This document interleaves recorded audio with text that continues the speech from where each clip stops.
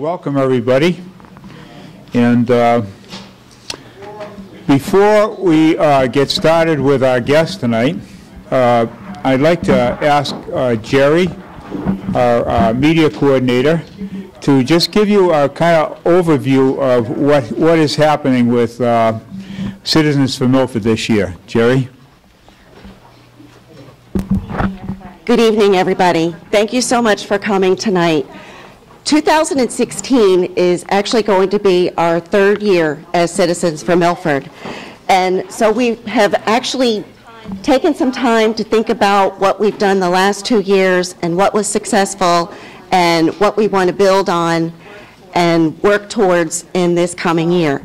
So we have somebody who's passing around a calendar that shows all of our major events for 2016. I want to point out at the very top that next month we'll be having our third annual Candidates Forum, where we will be inviting all of the candidates, incumbent and newcomers to the races, to come and meet the citizens of Milford, answer questions, and share their ideas for what it is that they would like to do, whether it's on the school committee, the Board of Selectmen, or any of the other town offices. Last year, for the first time, we held a town-wide beautification day, which was really successful. We had over 100 people come. Scouts participated. They came throughout the day. We were very well organized, and we're going to do that again this year. We'll be meeting on Saturday, April 30th, in the parking lot across from Sacred Heart Church on Main Street. And anybody is welcome to join us. You can bring your kids. We provide gloves, T-shirts, water, everything you need. You don't have to come for the whole day. We have 9 a.m. to 1 p.m. listed. But if you only have half an hour because you've got baseball in the morning and soccer in the afternoon, just come for as long as you can. It's a really great community event. And in May, we're really excited to be having Congressman Joe Kennedy come. This will be another informal event, very similar to what we're doing here. We will be meeting in the Parish Hall at St. Mary's Church for this. It's not a political event in that it's not a campaign event for him. It's him coming to us as our legislator in Congress in Washington, D.C. And it's an opportunity for all of us to have direct access to him as our U.S. representative, to share whatever concerns we have about our local community or on the national level, and to ask him questions. Last year, for the first time, John Seaver instituted a very small version of celebrating our first responders for a First Responders Day. This year, we hope to increase that with a ceremony in Draper Park. If our races for state representative and state senator are going to be challenged this year, we will have a candidates forum for that in October. We have plans to do something for Veterans Day. That's still being worked out. And also, many of you know that we planted a Christmas tree in Draper Park this past December. We had a Christmas tree lighting. There were over 200 people there, even though it happened at the last minute, and we didn't get the press release out until the Wednesday before the Friday night. And we're really hoping that we can work together with the community to try to get more lights up in Draper Park and Main Street in Milford. And so with that said, on the table at the very back, as you guys came in, there are sign-up sheets. If you didn't have an opportunity before you leave, please sign up, give us your name, your email address if you would like to keep in touch with us, and there are some checklists there for you to check off what you would be interested in helping to volunteer with, whether it's the Christmas tree project, beautification day, whatever. So that's it. Thank you, Jerry. Okay. Jerry. Thank you. Thank you. And I want to thank everybody here for coming. The way we're going to proceed today is I'll introduce our guests, and we're very fortunate to have these gentlemen here. And then we're going to turn it open to you guys to ask questions. It's informal. There's no preconceived questions or answers, and let's just keep this very fluid and flexible. And then after a while, after we finish with that, we'll open it up for discussion on any topic. So we have our town administrator, Rick Villani, here. Rick's a 1975 graduate of Milford High, and he's also an attorney.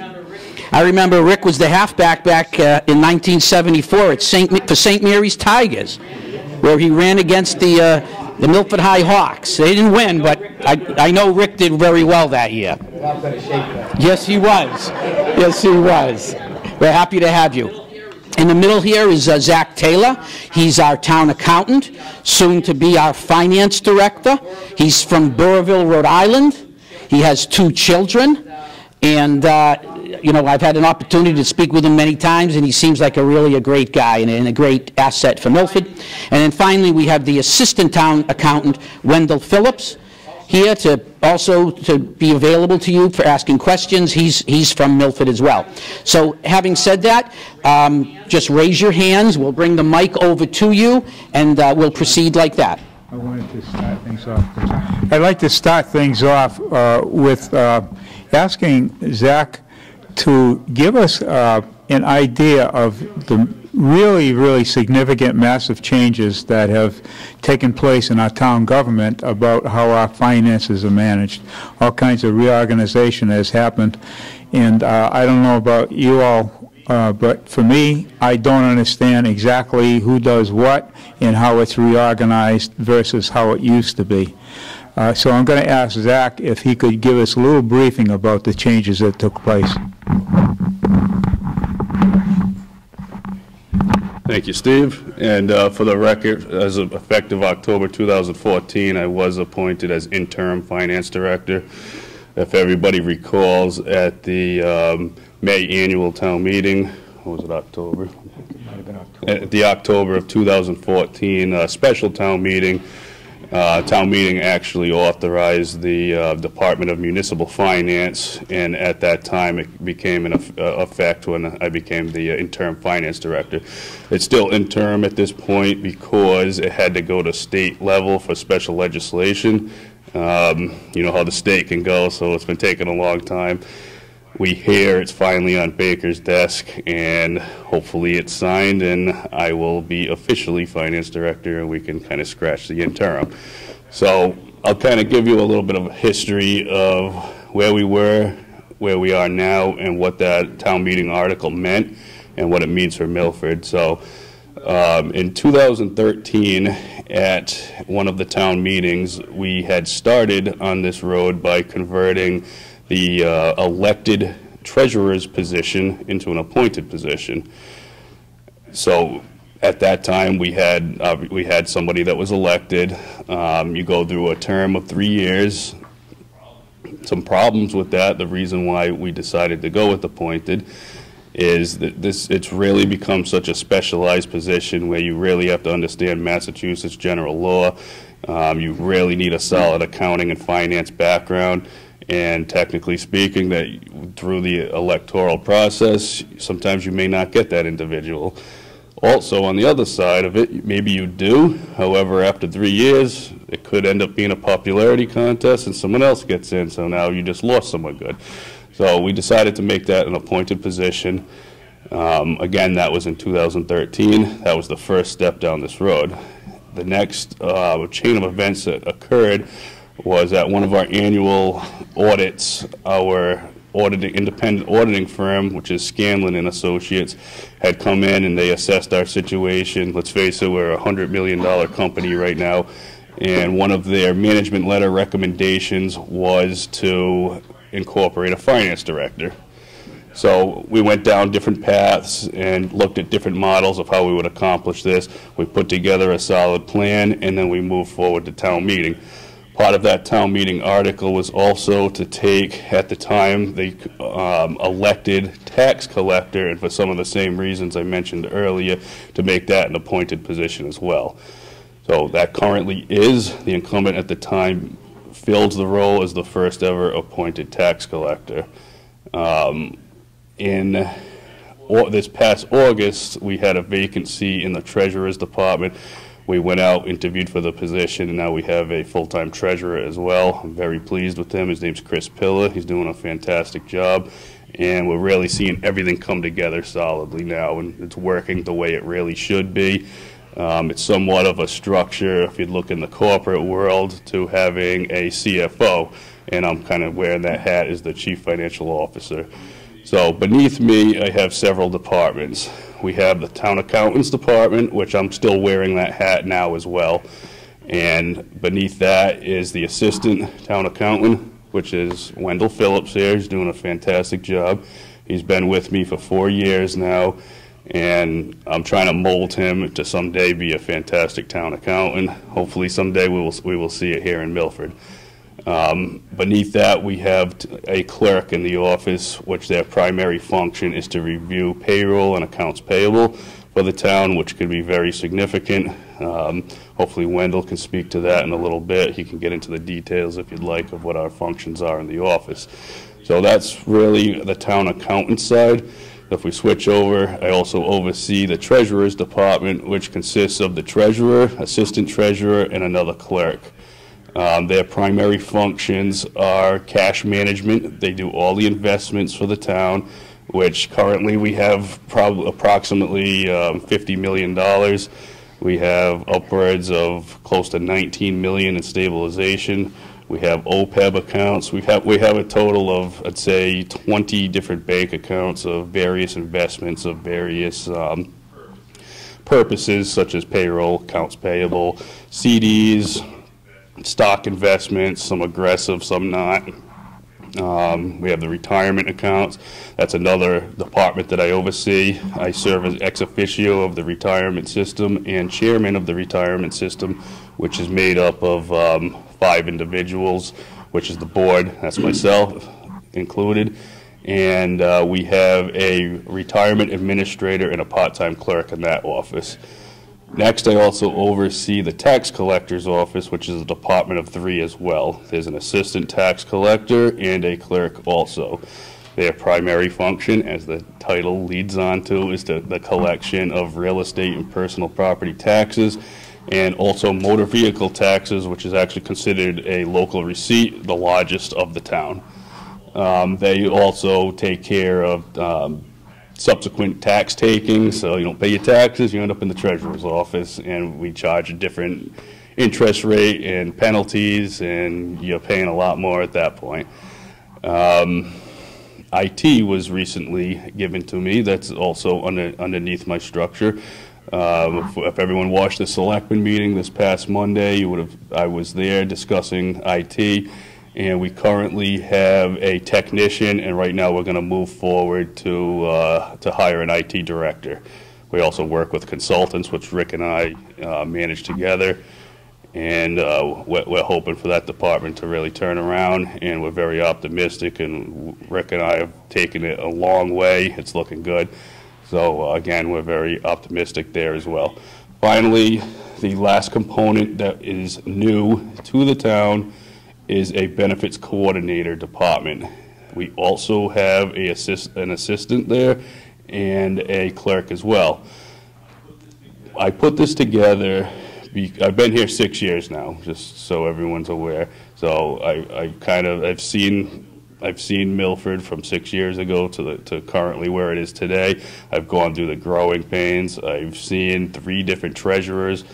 And one of the issues that I had identified in the treasurer's office was it was quite difficult for one treasurer to accomplish everything. One important function that the treasurer had done was health insurance. That's the second largest departmental budget in the town. We're talking $12 million. It's a huge deal. We offer health insurance for a lot of people, over 800.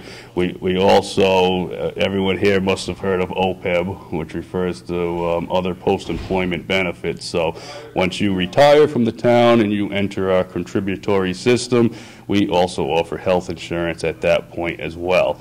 So that's a large portion of our health insurance is also for retirees. So my point is it wasn't getting enough attention that it needed to.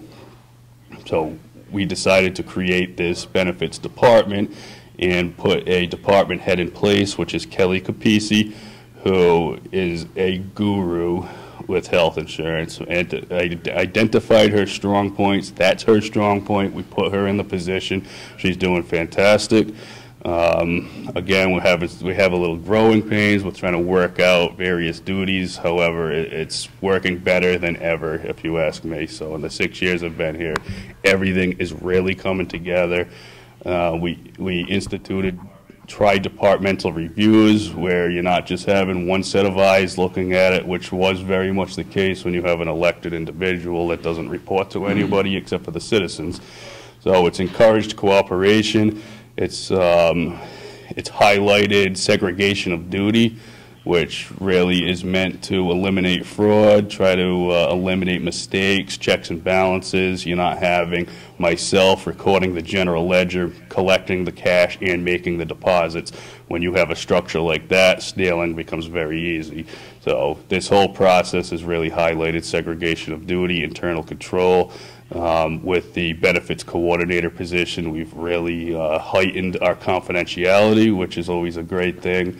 And you have employees that come to a department with personal issues that they want to have kept confidential, and it's been working really well. Beneath those departments are a lot of different tasks that we take care of. Again, cash management, accounts payable. The stack of bills we receive on a weekly basis can literally be this big. You can ask Wendell. He processes most of them. So we go through. We're required to follow Chapter 30B, which governs procurement. So we have to make sure we have contracts. We have to make sure that we're getting proper change orders. We have to make sure we're getting quotes going out to bid. Rick is the chief. What's it called?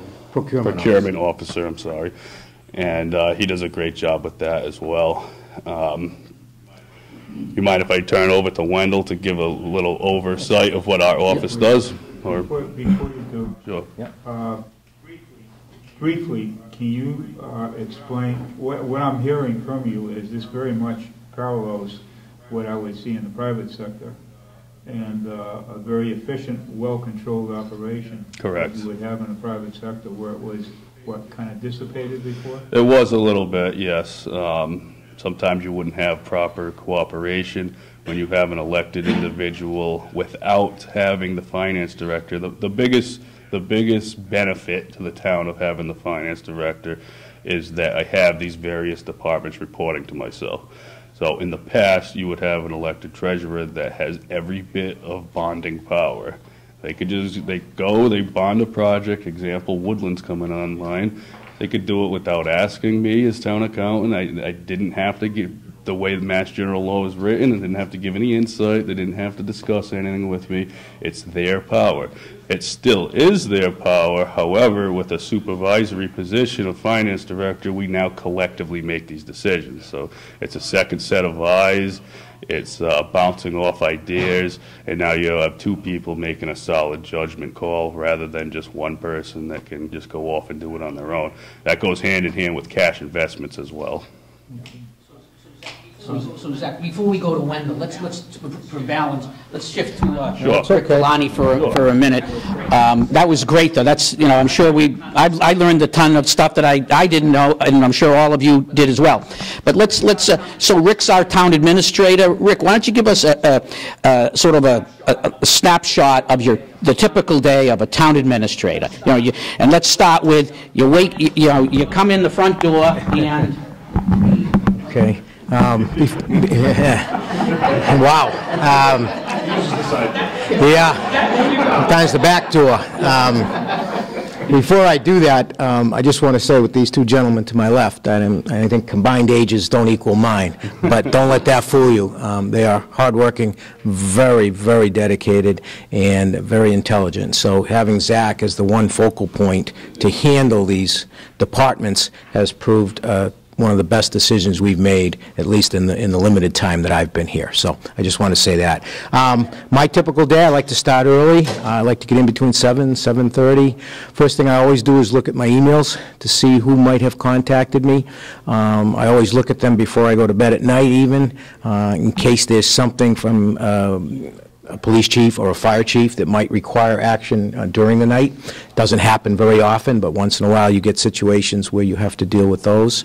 Once I've cleared my emails, the one thing I do like about this job that's different from my past life as an attorney, it's very unpredictable. Past life as an attorney, I was able to predict pretty much what I was going to do. And budget my time. Here it's much different. I have an open door policy, so if one of you were to come in and have a question, unless I was in a meeting, I'm going to take the time to sit down with you, try to analyze what your issue might be. If it's something that we think we need to really talk for a significant period of time, then we may have to reschedule something. But a lot of people come in, it's a 5-minute issue. It could be something as simple as a parking ticket. It could be something regarding a zoning violation that they might have a question on. And it might be something as simple as I can't help them, I've got to send them to planning and engineering or some other department. I do have certain designated appointments that I will have scheduled, pre-scheduled. One thing I also do every day is any projects we have ongoing. I will meet with my maintenance supervisor early in the morning, and if it's one involving the town engineer, I'll meet with her also. And if they're ongoing projects, I like to get a status report. If there are any issues, then we need to deal with them. If it's a project that we've actually hired a design architect for, then oftentimes I will speak with him or her to see the status of that project. If it's a week where we have a selectmen's meeting and it's getting towards the end of the week, we put together the agenda. I have a tremendous assistant, Jean DeTour, who without her I might be in trouble. She does a great job. So if it's that kind of week, we start to put that together. Other duties that I have, I try to deal with our state rep and our state senator, and often their aides, to see what kind of legislation is ongoing. Obviously, Zach mentioned the finance director, or the municipal finance department. I'm told we're that close. It should be soon. We'll get the final sign-off at the governor's office, so I will deal with that. Other things I deal with, I'm on a couple of committees. Steve can tell you we're on the Middle School East Committee together, and we're on the Woodland School Building Committee. So I kind of focus on the Middle School East as kind of the person who gets the information to everybody, deal with the minutes. So I will be involved there. One last thing I like to do is at least the department heads in the building, I talk to him every day about something, and then I will talk to the other department heads as we need to, depending on what is happening with a particular project, a particular issue, or what have you. So it can be a full day. I find the days go by very quickly. There's a lot to do. I try to do most of my own correspondence. I'm just used to doing it that way. My own letters, my own memos, my own whatever. So I will do that. So that's kind of, I don't know if there is a typical day, but it's a little bit of everything, which again I like. It's very varied. Do any of the volunteer committees report to you as well as the department heads?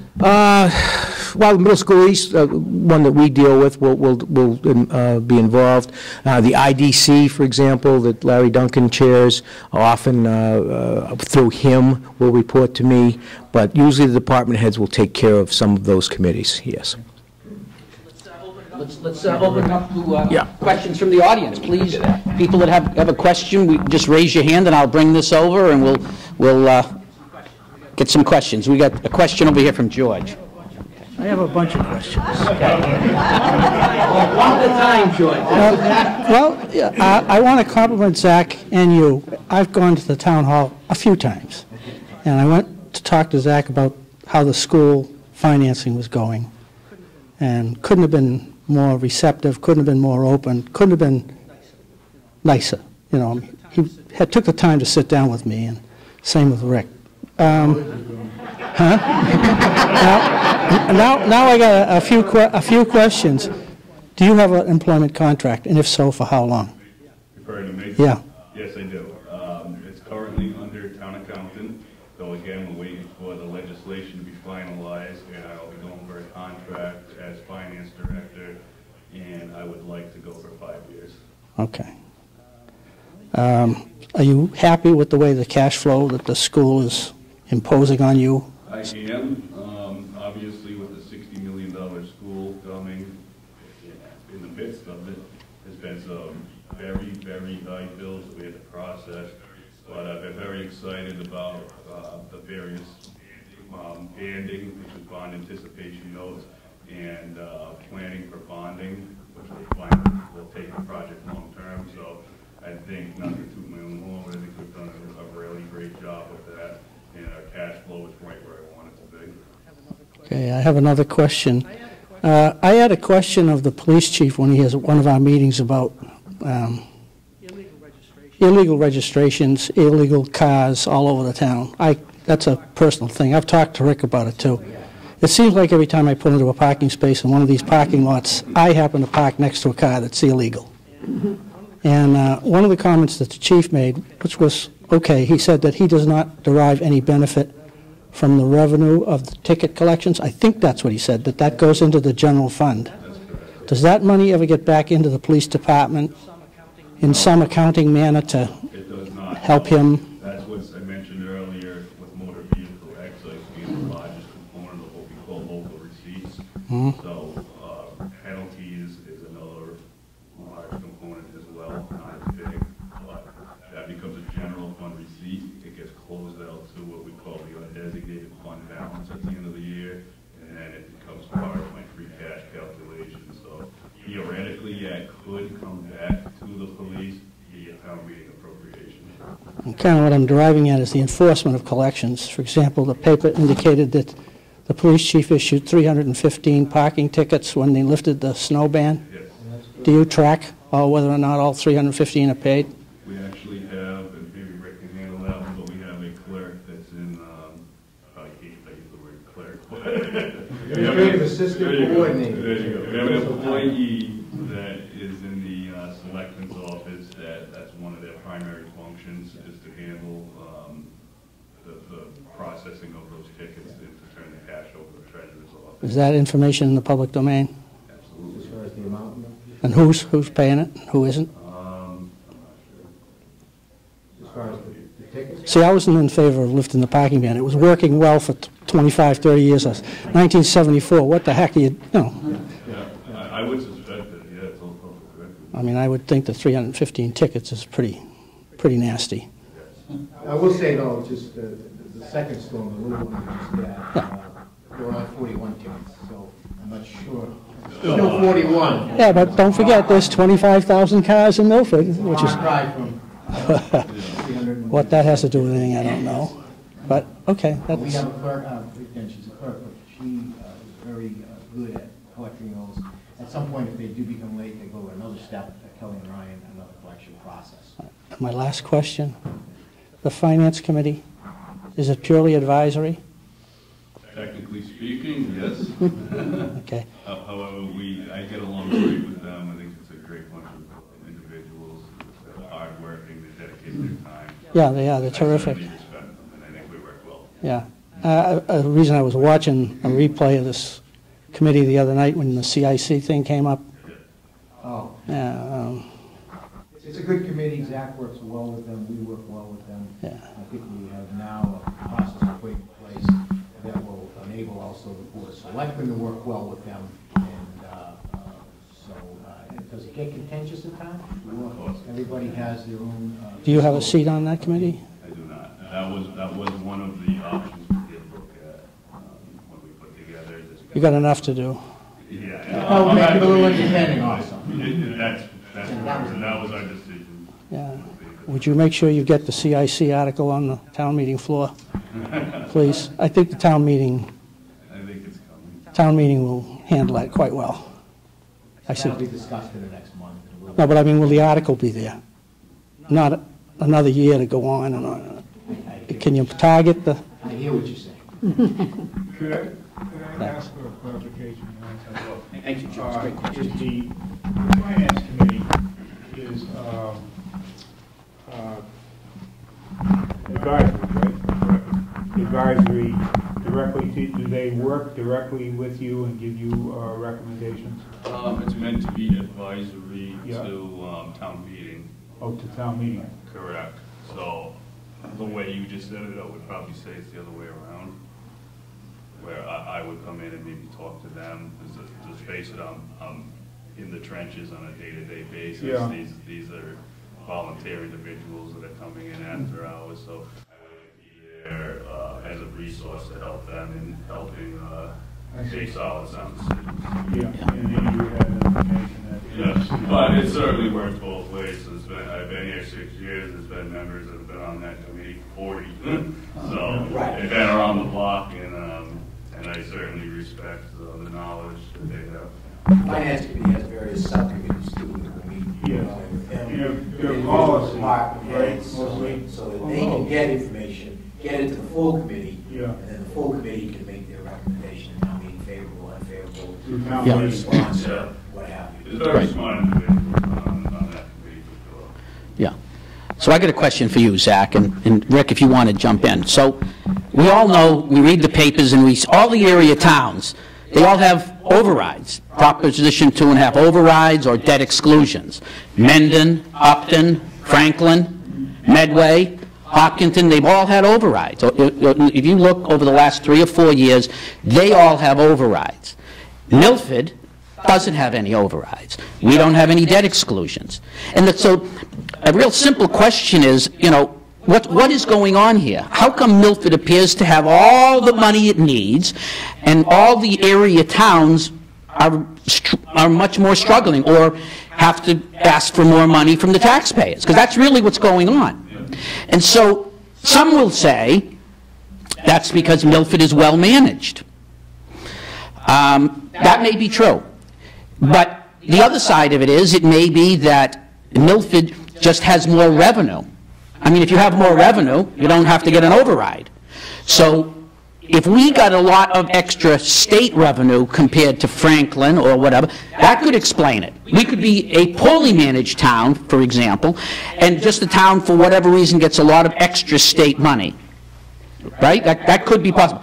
So I guess the real question is to you, Zach. What do you think? I mean, are we a well-managed town, or do we just have extra revenue coming in? In my opinion, in my opinion, yes, we are a well-managed town. I give kudos to the Finance Committee for helping out with really having tight budgets, which we do. We really scrutinize the budgets. We make sure there's not a penny extra than what you need. So that's a huge issue, but I think, in my opinion, again, that the largest factor of why we're in such a great position is simply because of our vast industrial and commercial activity and business that's in the area. You named a few of the surrounding towns. You go around there and they just simply don't have it the way that we do. Keep in mind, we have the dual tax rate. So we're and what that simply means is we're shifting the burden off of residential onto commercial and industrial. And one would think that that would drive business out of town, but in fact it's kind of been the reverse. Maybe it's the location of 495 being right there. I'm not sure. However, in my opinion, that's the largest factor. Everything is governed through Proposition 2.5. So once you exceed your Prop 2.5, that's when you're talking the dirty words of override and debt exclusion. It has not been necessary in Milford, and I don't see it being necessary for the extended future, even with the $60 million school coming online. I mean, put it in perspective, that's unbelievable. Seriously unbelievable. You go to any surrounding town, and I won't even say surrounding, you go to most communities in the Commonwealth of Massachusetts, and minimally they're going to be doing a debt exclusion. So a debt exclusion is a temporary raise above the limitations of Proposition 2.5, where an override is a permanent. So we have no need to go there. We're managed well. Remember the controversy last year of giving back $2.8 million. We ended up with $2.8 million of excess levy capacity, which means we could have, if we wanted to, tax $2.8 million before we would have hit our levy limit and had the need to do an override. So that's what our cushion is moving forward. I seriously don't think it'll be anywhere near that this year. However, we won't even have to have a discussion of an override. But those are the factors, in my opinion. We are well managed. We keep tight budgets. We have a lot of great department heads that work within their budgets. But I seriously think it's that that factor of industrial and commercial activity being in town. So where I was going with it as well is part of the calculation of when we're looking to set the new tax rate and we're looking at our revenue sources. One component is called new growth, and that would mean a new building being put up. But that also means maybe one of you had put a new deck on. That's now you're going to get a visit from the assessor's office, and now you may pay a little bit extra. That's also considered new growth. So over the past, I'll keep it simple, with 5 years, we've been averaging, I'd say, $500,000 of new growth. So when you're looking at Prop 2.5, it's 2.5% of what your taxes could have been plus new growth. So with $500,000 a year extra, that's really been helping our revenue stream. The other state aid side, which is probably, I'd say, 1/3 of our overall collections, our revenue stream, is very favorable as well. Thank you. Who's got a question? Raise your hand. Okay, with this gentleman over here, just say your name. Hi, I'm David Gaffin. Zach, a couple of questions for you. So to follow on with Mr. Sievers, a third option might be that perhaps on the personal property tax or real estate taxes, that we might be collecting an extra amount that doesn't be needed, that has not been needed, because we seem to end up annually with this excess capacity, and therefore maybe our tax rate should be lower to start with, so that when there is a true need, we could maybe consider a debt exclusion rather than taking more money out up front and then potentially maybe giving it back to the citizens of the town. Now, I'm not sure I'm right about that, but yes, and then I have a follow-up. Thank you. So let's work backwards on the tax recap. Again, I work with this every day, so I'm sorry if it's over anyone's head. But so we have 3 major components of what our revenue is made up of. It's the largest being the tax levy. The tax levy is real estate and personal property. The next largest component is state aid, money coming from the state. That's you pay your state taxes, sales tax, all that's being gathered, and then they have a certain formula that dictates how much each municipality is getting. The next component is what we call local receipts. I mentioned it a few times. This past year, we set that around $7 million. Largest component, motor vehicle excise, penalties, interest, other department revenue. You lose a book here, you're going to pay for it. That ends up in the general fund. All right, just small stuff like that, but it all adds up. So when we know what the state's going to bring, I know what I'm going to set local receipts at. That next component is the levy. That is determined on the other side when we set our budgets. And then when we set what we're going to do at town meeting for capital projects, for whatever we might be appropriating. So we say 100 million here, that's going to determine what we're going to collect for taxes. So it's based on what our needs are, we'll call it. So you have a little bit backwards on how you said it. So it's not that we're over collecting, it's the other way around. That's we're not expending everything that we had appropriated. So right. But again, keep in mind, when you're setting a budget at the beginning of the year, $100 million budget, you're making an estimate. You're guessing. Maybe you go over, maybe you go under. We've been fortunate enough where in past years we've been ending up under. This last year we had free, and that's where free cash is really going to come into play. This last year we had free cash over $5 million. There was some other factors of why that was that large. We did what was called a health insurance holiday, premium holiday. Gets a little technical. I don't know if you want me to bore you with the details of that, but that's why it was that large. But even if we didn't have that, we probably would have ended up with $3 million or so. And again, that's appropriations not being completely depleted, as well as we ended up, Milford has an excellent revenue stream. Our collection of real estate is in the high 90s, like 97, 98, which is incredible. Those who don't pay, it ends up in the treasurer's office, and most of the time they end up paying, and at that point it's with a lot of interest and a lot of penalty, a lot more than what it originally would have been.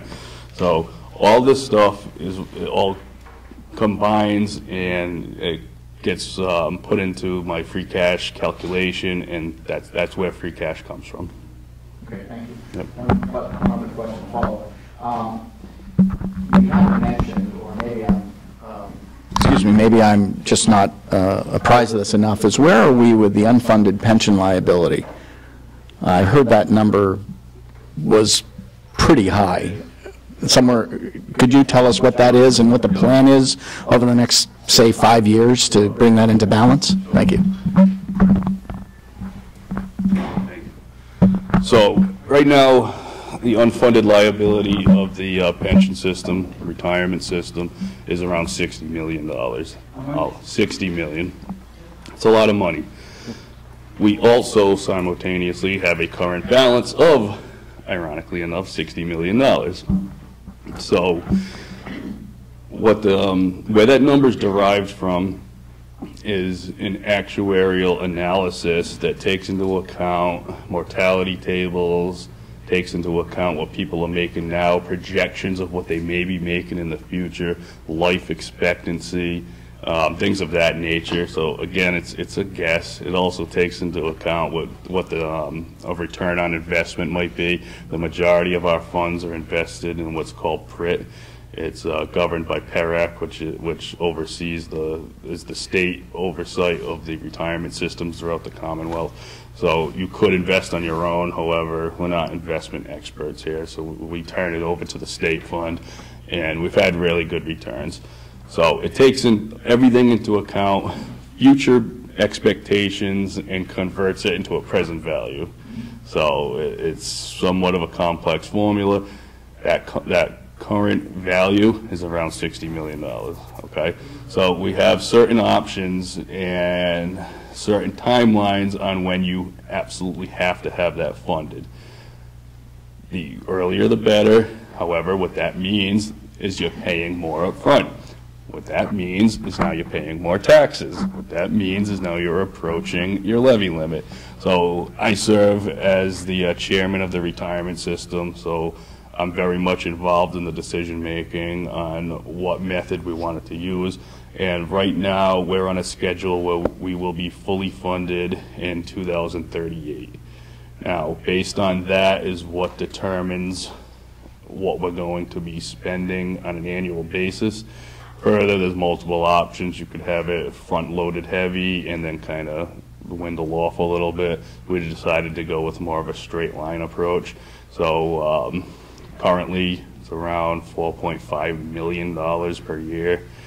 I think we're in a comfort zone.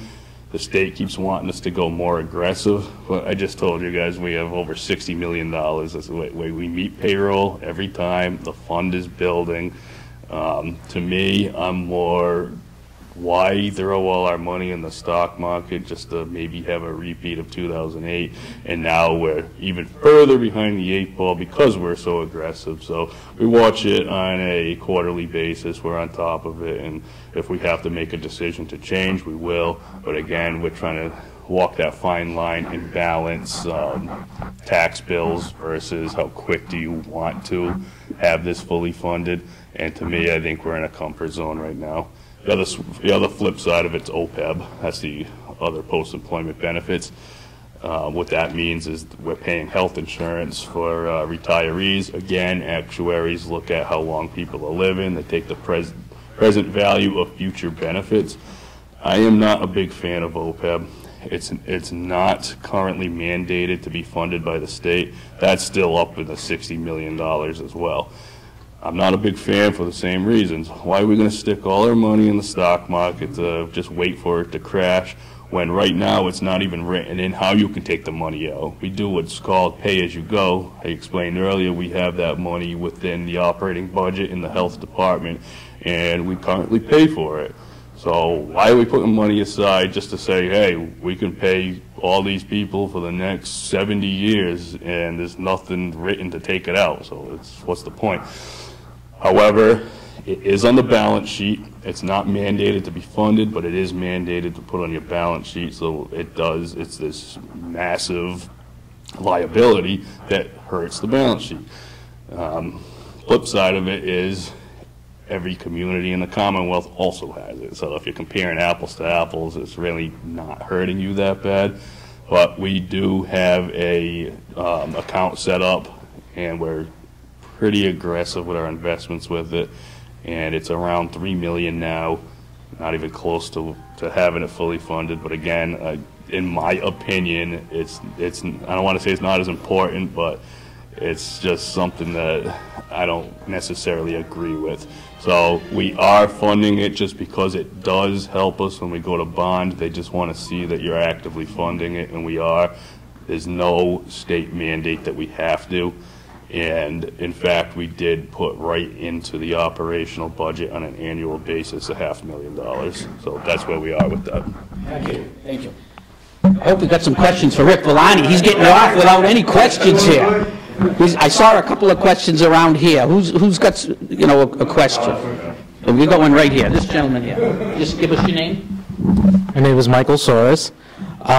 Recently, I hear that the water company is looking to buy water, and I wanted to hear your take on the potential purchase of the water company, what type of cost impact that would mean for the town, how that would change the structure of, how it would be managed. Would it be managed like the sewer, or just your general take on the whole situation? Is that for whoever? Start with Rick, because he's getting... No, that's okay. Yeah. He's doing a great job. As you know, it's no secret that we are looking into whether or not we should purchase the water company. We have experts, consultants who are looking at how do we value what that purchase would be, okay? There's one theory, obviously, if the rate structure would cover the acquisition, and we'd be able to then use the rate structure to fund and manage and operate. Obviously, it's a tremendous acquisition because you're dealing with infrastructure, future infrastructure. I'll let Zach talk a little bit. If we did do it, my guess is we'd do an enterprise fund much like the sewer system. Again, it is ongoing. A lot of that is still being negotiated, and then it will be a big decision that we'll have to make. Town council is working with other outside attorneys and consultants, appraisers, and the like, to determine if it would be in the best interest for us to purchase the water company. As far as how we'd handle it if we did, I'm going to let him deal with that. As Rick was indicating, town council has been working for quite a long time now on it. You see, I'm assuming most of you are town meeting members, so that's always an article each year. Apparently we're coming to an end, and we will break it out to some serious discussion. With that said, I haven't been too involved with looking at any of the figures, but I can tell you what the structure would look like, say, if we do decide to purchase the water company. So to your point, yes, it would definitely be an enterprise fund. That's how we would set it up, just like the sewer. We would have to purchase it straight up right off the bat. So it would be, I don't know the numbers, but I'm telling you now, it'll be a lot of debt. The debt would end up in the enterprise fund, so you'd have to balance with user fees how much, or usage fees, how much you would have to charge to cover the debt. You would also now have municipal employees that would be in the enterprise fund. So that would have to be covered as well. So the way enterprise funds work is your revenue has, and that's part of the tax recap as a separate section, but your tax revenue, your service revenue must meet your expenditures. So if you're going to go out and spend, and I'm just throwing a number, don't quote me on it, $100 million to purchase this company, that's going to be, it could be. It's just a number. Yeah.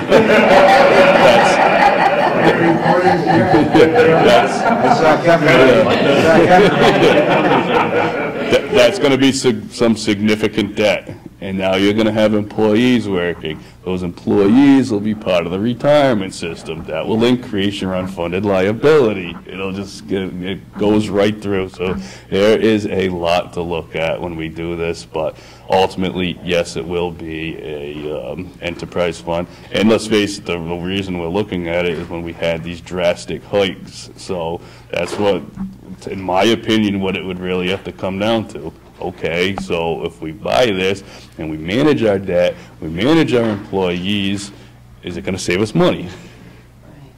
I don't know. Okay, that was great. Thank you, Zach. I know John and then Linda. I know who's Linda. Were you? It's actually David. Huh? There's a gentleman in the back. Then we'll come to Linda. Is that you, Paul? Oh, Brian, stand right up here. Here's the. Who's in charge of snow removal? Because I'm vision impaired and there's a big snowbank right by the laundry bed I always step on. That's for Rick Villani. That's a question for Rick. Thank you. If you have an issue such as that, where your access egress is blocked, the highway department is in charge of snow removal. However, feel free to send me an email, call my office, and we will look into that. We do have that issue once in a while, and then I will contact the highway surveyor, and obviously we will look into something like that right away. Right. Absolutely. Again, feel free to email me or call me, and that is something that we would look at very quickly for you. You know, it brings up a very interesting point. A lot of people may not realize that the town of Milford is really managed. You know, it's really like all separate towns. It's the highway surveyor is separately elected, and he reports to the people. He doesn't report to Rick Villani. He doesn't even have to talk to him officially. He does. They have an informal. And the sewer department, that's separate. And the tree warden, he's still separately elected. I can remember when I was selectman, I would get a call about a tree. I get those calls. And then I would call the tree warden. And he says, well, you know, I'll report to you. And this was so, you learn these things, you know, okay. So I understood that the tree warden didn't report to the selectmen. So I couldn't help this poor woman who had a tree that was in her front lawn. So I was in the middle. So I had to do what any smart politician does. You have to embarrass the tree warden. And guess what? The next afternoon, the tree was fixed. But that's how it operates in the real world. The town of Milford is really divided into all these little fiefdoms. Isn't that true, Rick? It's true, but we also do cooperate. It's not. Don't get me wrong. 99% is coordination. But sometimes, Rick, you got to apply a little pressure, and you have to be nice to people. I visited houses to look at trees. I Yes. look at water runoffs. None of which were within my expertise, and none of which where I can really just say, go do it. But as you said, there are ways to resolve those. The best way is to deal with people professionally and develop a personal relationship. But sometimes people don't want to cooperate, and sometimes people don't like you. So you have to really sometimes have to be a bad guy. But that is what leadership is about. Anyway, that's just a side story. Questions? We got one down at the back here. Nancy. I'm Nancy Wojcik. I'm actually part of the group here, just sitting in the back. From Mr. Villani, you're probably tired of hearing it. The Gibbs gas station, it's a mess, and it's a parking lot again. I just wonder what the progress it's is. something that unfortunately we have to follow up with the owner. But is there any progress? We have looked into, an alternative would be if we could purchase the property. If we could purchase the property, some people consider it kind of the gateway coming into the center of town. For example, you've got obviously 109, you got 16, you got the like. All we can do is continue right now to monitor the property. Obviously, if there are violations, we will enforce through the building commissioner. There were 5 cars. Okay, we can, again, that's something that, through the neighborhood task force or through calls to my office, don't feel that you can't call, because we will follow up, I promise you. We follow up on every such call. It would be great, I mean, if we could purchase that corner, because the police chief will tell you, he's tired of fixing the traffic lights on that corner for trucks that can't make the turn. And he said that on more than one occasion. That is something that we are looking into. However, I can't guarantee you that will happen. So I'm glad you said that. It's something I will look into tomorrow. Thank you, Rick. We have a question over here from John Tan. Hi, I'm John Tan. I'm also a member of the CFN core team. One of my, when you talk about state aid, one of the numbers that comes back from the state is lottery income. And I saw a spreadsheet a while back, maybe about, it might have been about a year ago now. It showed that Milford gets about 10% of the amount of money that's spent in town on lottery tickets back in the form of state aid. If I remember correctly, it was $2.3 million coming back when we spend about $25 million. On the other hand, there are towns like Dover and Westwood, affluent communities where people don't really buy lottery tickets, and they're getting more money back from lottery aid than what they spend. And I wonder what your thoughts are on that, and if there's any possibility that we could ask the state to adjust that formula somehow, because it just seems unfair to me that we should spend 10 times what we get back on lottery tickets. The lottery is a big business here in town, and there was all that thing about casino. They wanted to get a casino in town. I'd like to see some revenue back from the lottery. Is that you, Zach, or Rick? I'll take it. So they used to call it the lottery revenue, and now it's actually unrestricted general government aid. And I always wondered if they did that for the exact same reasons that you're saying now. So as you could have communities that feel they're contributing a lot into that revenue source, and why should this community over here that's putting nothing in it get it as well? So I always wondered if that's why they changed the name of it. I don't know for sure. I don't know why they did it per se, but I agree with you, and that is something we should probably, through community impact, maybe mention, but I honestly can't really see it being changed. One of the things the state's very cognitive of is making sure that you don't just do a drastic change and all of a sudden reduce a community by X percentage, X amount, and now they are left to make that revenue, that missed revenue up through the levy. So to answer your question, yeah, I agree. However, I really don't see any changes being done. I do agree it's unfair, but in my opinion, I don't see them changing it. Yep. You want to add anything on that one, Rick? No. Okay. John? Yes, Steve? Everybody here has the option to call their state rep, John Fernandez, and their state senator, Ryan Fatman, and I wish you would do it, because this is a valid point. And I never thought of it, never knew about that, and that's kind of get me heated up a little bit. Other questions? Other questions? Right back here. Just tell us your name. Hi, my name's Cesar Camoli. I was wondering if there's any final decisions on the Kmart area there? Is what's going to be done with it down there? It's been very secretive, hasn't it? My wife's been after me. That's you, Rick. We got a sign, right? We got a new sign. The answer is I do not know, and I have to be very honest with you. I do not know what is going to go in there. Right now, there's nothing we can do to change that at this point. So I wish I had a better answer for you, but I don't. And the land property owns that, they're not doing anything with it. Somebody's got a question. We got. Follow up. Is that typical procedure, though? I mean, I've been paying attention to that through the planning board meetings, and that they, we were kind of put in under pressure that if this developer was going to come in and we wanted to have this really nice shopping center there, we had to agree to put up this larger than normal sign, but they weren't willing to divulge who the businesses were. They are not obligated to at this point. They're not obligated, but that's not normal business procedure in the. Well, it really is it? Unfortunately, it really is. This one's just getting more publicity. I don't know the exact question, but possibly. Okay. But, and again, I would like to know. Yeah. It's been out for months. Yeah. No answer for her either. John. We got a question, okay? This will be a little easier than my last ones, I think. So the old Consigli property, butting Louisa Lake, wasn't that the many acres that we bought years and, several years ago?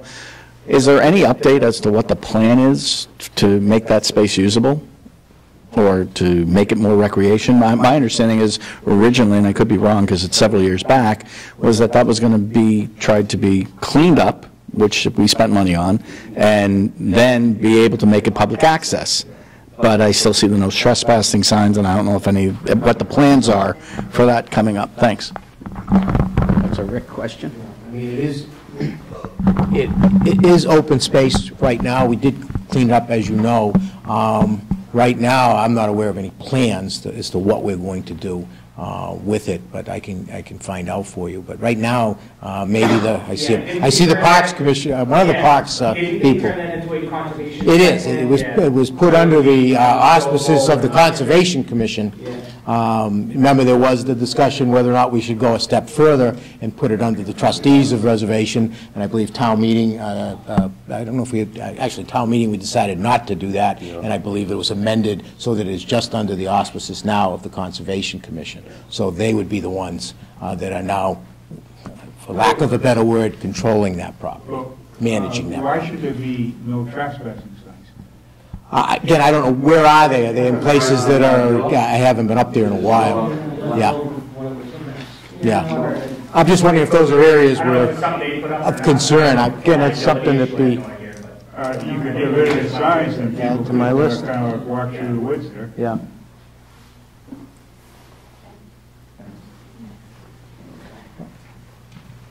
Other questions?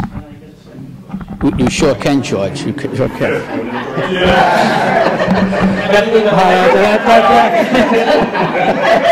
But you're going to sing this one? You asked a lot of questions. That's why I have multi-part question. This is a blight question. I know you're heading up that committee. The task force, the results of which are unclear to me. Are they in the public domain? I know I watched.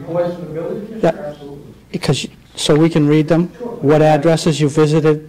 Oh, absolutely. Every month and a half, he will prepare a report. He being John Harrison, Commissioner, for the task force, and it will show which properties he visited, what the nature of the complaint would be, what stage it's in. Sometimes a simple letter or a simple request, and the property gets cleaned up. Unfortunately, there are those rare occasions where someone just refuses, and you then have to follow the court process, which you may end up in a report.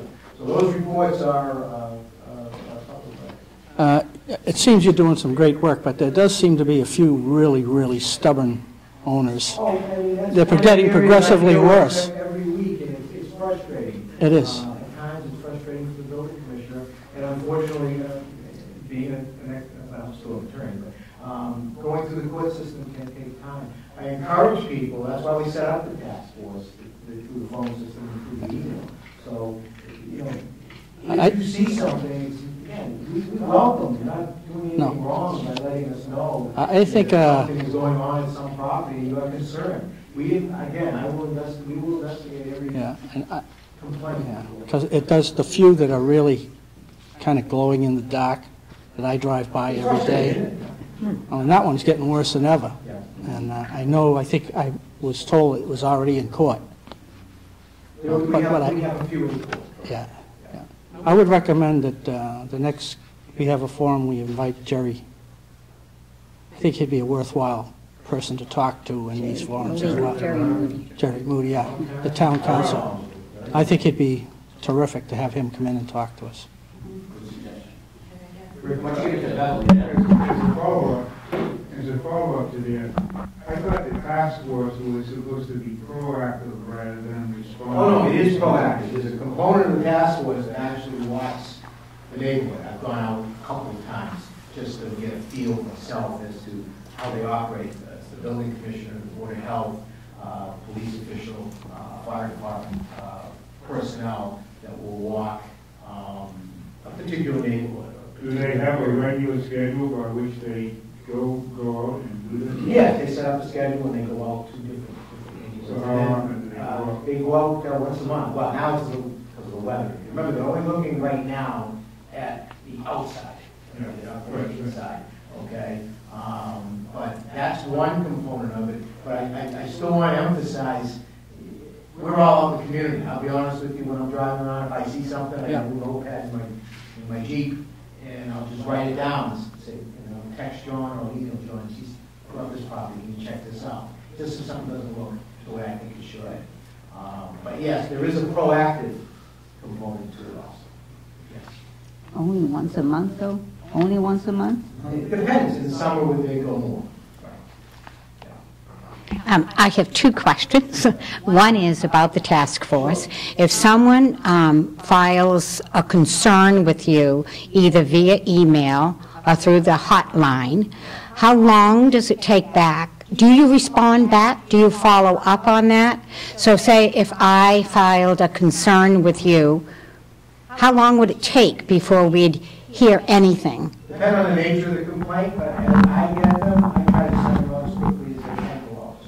So I like someone to go to that property, unless the nature of the complaint indicates there may be a safety type issue. So if someone called you or called the hotline and said, this, right, and said this property I'm concerned about, would 2 or 3 months of not hearing anything be abnormal?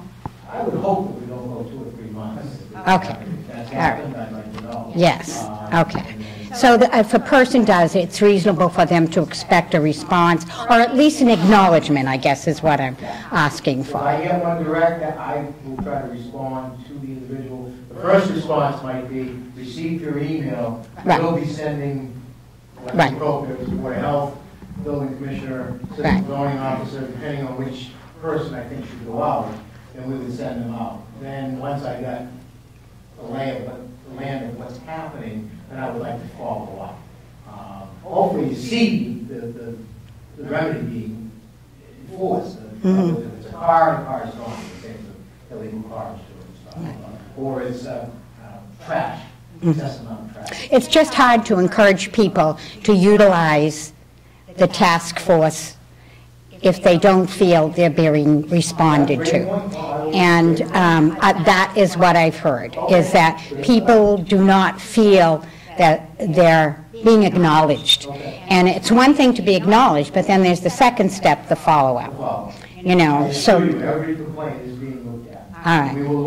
But the person that's filing it might not know that. So that's all I'm saying. Right. Right. Just feedback. Okay. If you think what amount of time has gone by, call me and I will get some action. Okay. That's maybe great. Something as simple as, yeah, they did something, maybe they didn't follow up. Right. But it'd be nice to know. And I'll get you. Is that information in this report, though, that John Erickson puts out?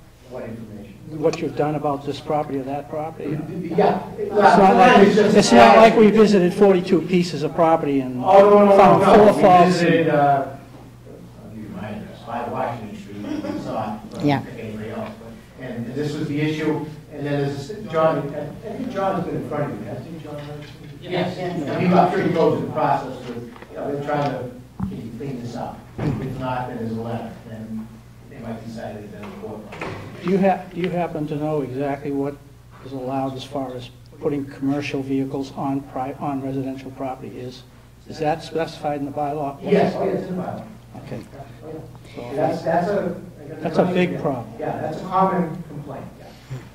Now, my second concern is the water issue, about us purchasing water. Yes, okay. That's sort of been something that's been trickling out, that concern that water is going to be purchased. Dave Condry was in front of the Board of Selectmen Monday night. Right, right. So I guess my concern is... Yeah, you're still going, but I thought that was the question.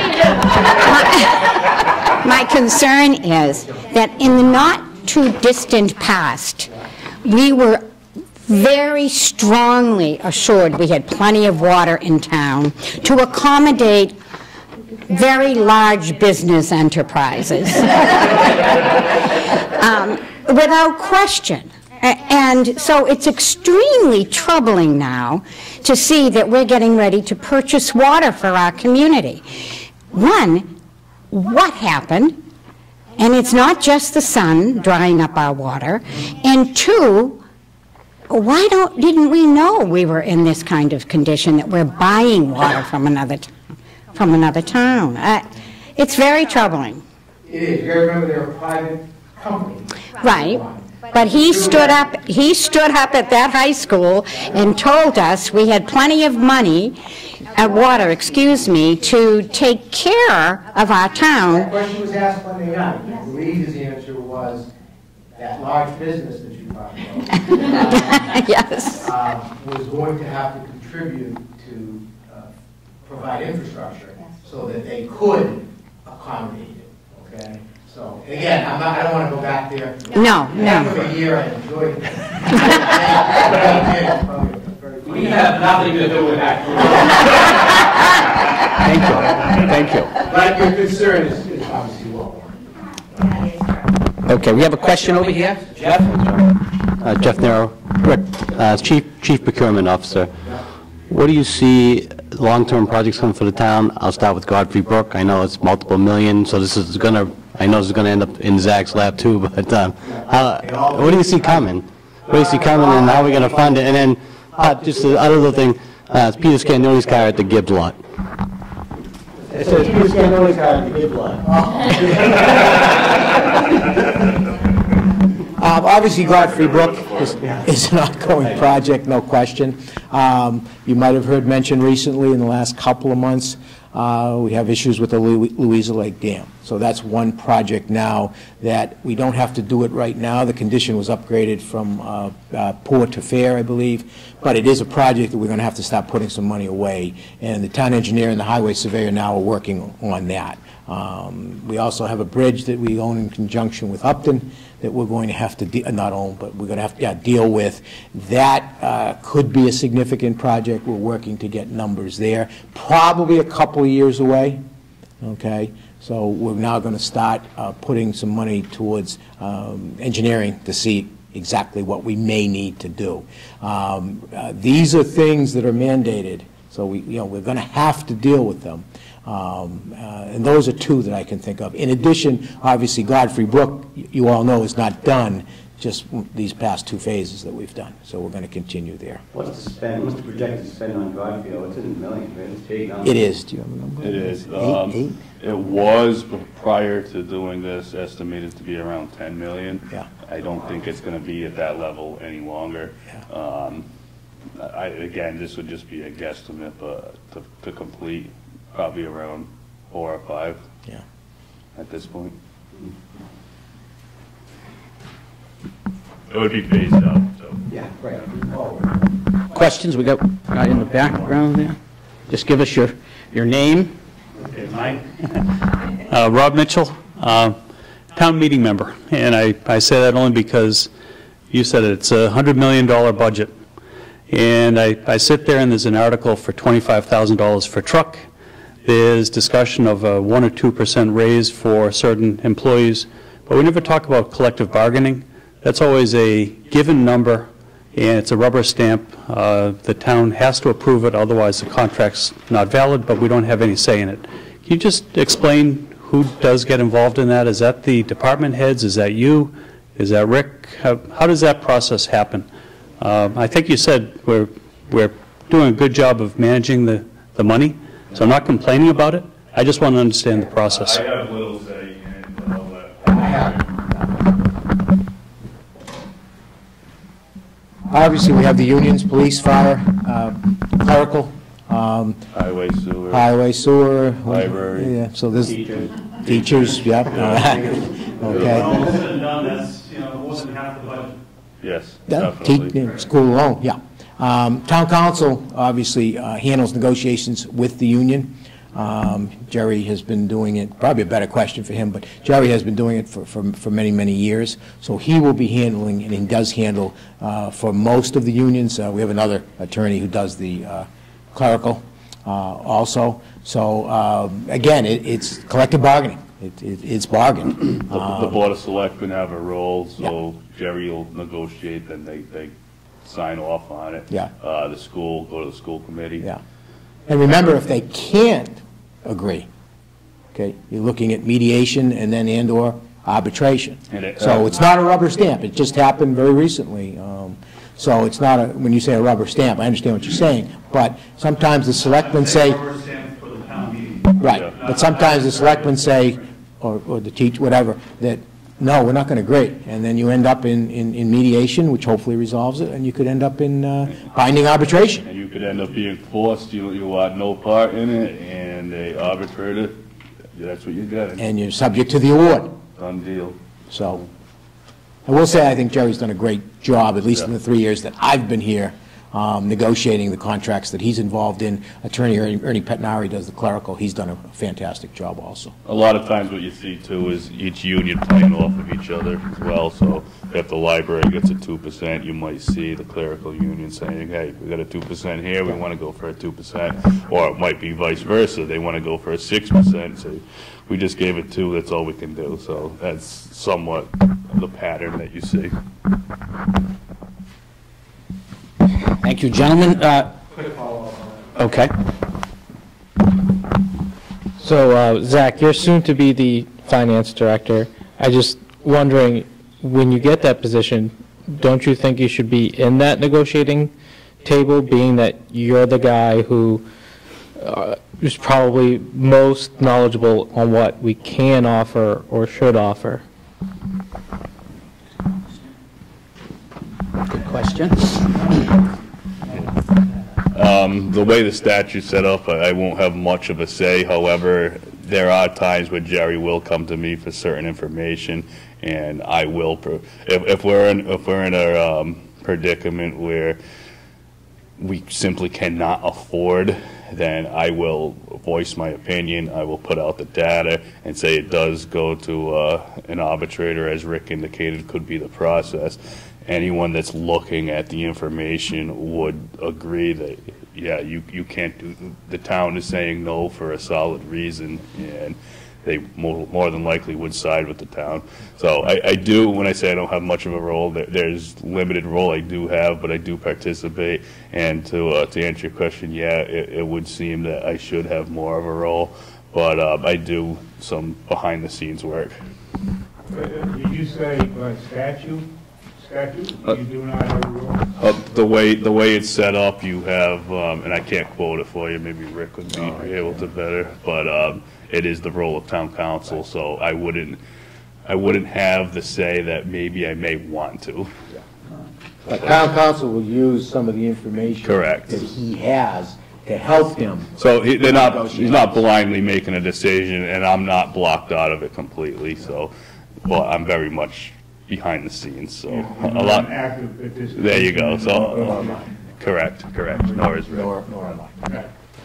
Now, let me ask you this question. I think there's a public meeting tomorrow about maybe bringing bus service to Milford. Is that, where is that going to be held, Rick? It's going to be held at the senior center, 6 o'clock. Okay. Hopefully we're going to have a bus there to actually see what we would be using. Right. Should we do it? And so the question is, we would potentially enter into some agreement with the Metro West Regional Transit Authority to tie into that network.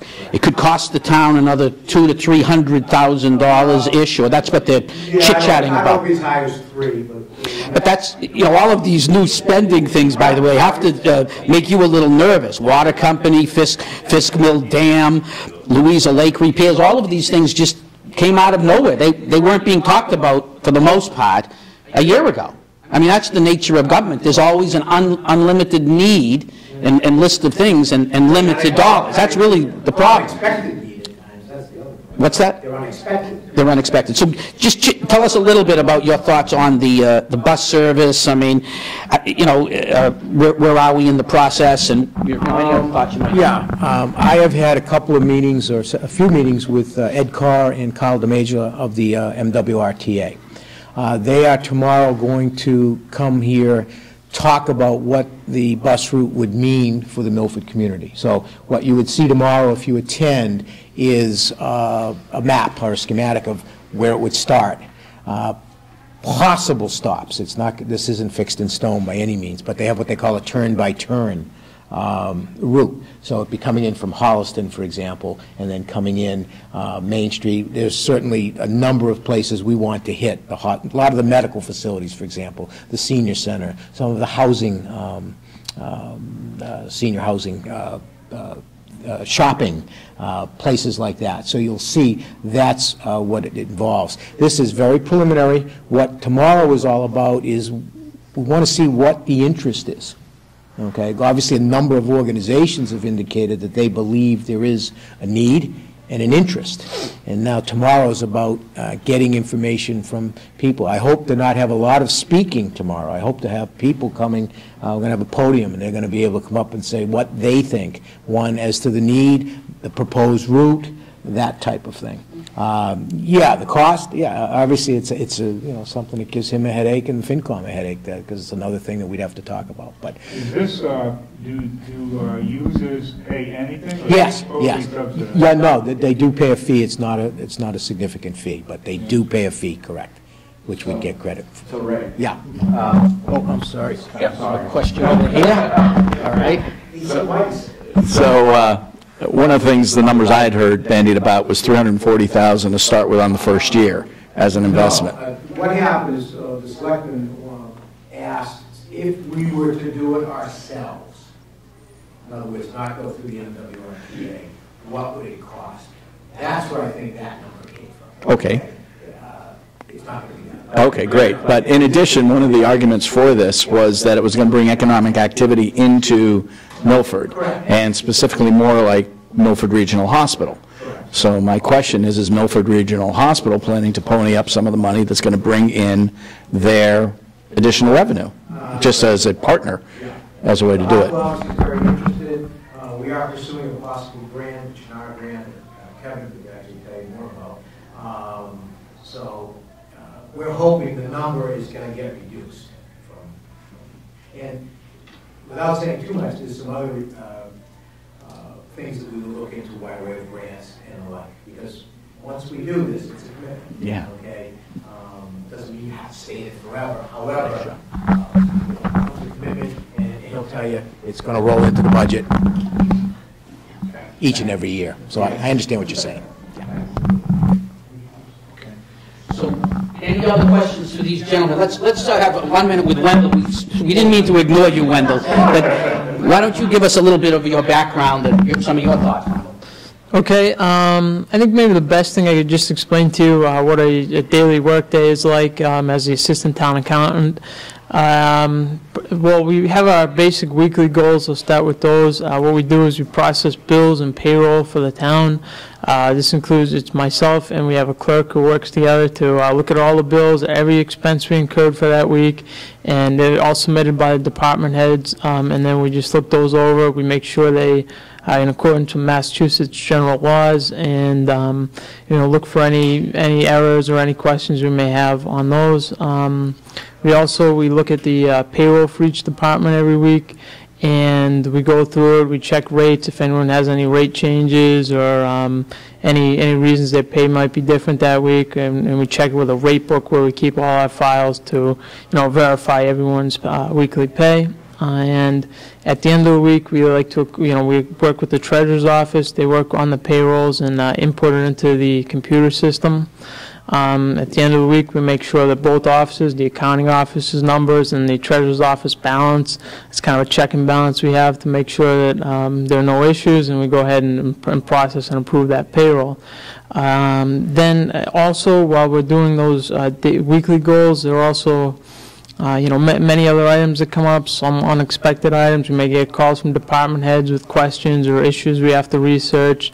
Many contract issues. We have contracts. We look up any questions they may have with regards to that, employment contracts. And then we have goals that we do like on a monthly basis. And some of these that I work on specifically, we post revenue recognition, we track the revenues, and we do our journal entries, accounting entries at the end of the month. We do monthly entries we have we call them non-contribs. There's like only actually one left at this point, but they're retirees that are paid, and we have to make some journal entries for that. And then we do an expense report. That's probably one of our most important things. I want to make sure I say that, is the expense reports every month after we make any correcting entries to our books. We print out these reports and we distribute them to all department heads, and they get it and they can see their expenses. And this is very important because they need that to track how they're doing in terms of their budgets and see, you know, we're halfway through the year. We don't want to be, you know, 3/4 of the way through our budgets. So along with those monthly things, we also have, at certain times of the year, we have different tasks such as we have a budgeting season that's coming up pretty soon, where we work with the departments, we put together we help them, assist them, and they give us their budget numbers, and, you know, we compile the numbers into a spreadsheet that basically shows all the planned expenses for the town for the year, and helps set the budget for the upcoming fiscal year. And you know, some other busy times of the season I can think of is another one coming up is audit. Every year the town's audited, and we work with the auditors, provide them the financial reports they need, and answer any questions they may have. And then I'm trying to think of, I guess, town meeting. Yeah, town meeting is always a busy time of year. Yep, year end. For the year end and for the town meeting, we at the end of the town meeting, we may have to create new accounts for new articles or new items, like a new truck or something that's coming on. We have to, you know, set a special article in our system for that. And then the year end is always a fun time. A lot of reports for the state, and just closing up the books for the end of the year. Other than that, our general ledger consists of 5,000 accounts. So we have over 400 different funds. It's not easy, and Wendell's a very bright young man, and I give him a lot of responsibility, and he handles it very professionally. He's very dedicated. Just to touch on some of the other things he was talking about, with payroll, it's not as simply as just looking at the gross. We're also looking at all the various deductions and benefits, which are extensive, they're complicated. You got to follow state law, federal law. He helped me implement a new internal control check where we're looking at all these various deductions, which could be upwards of 40 different ones.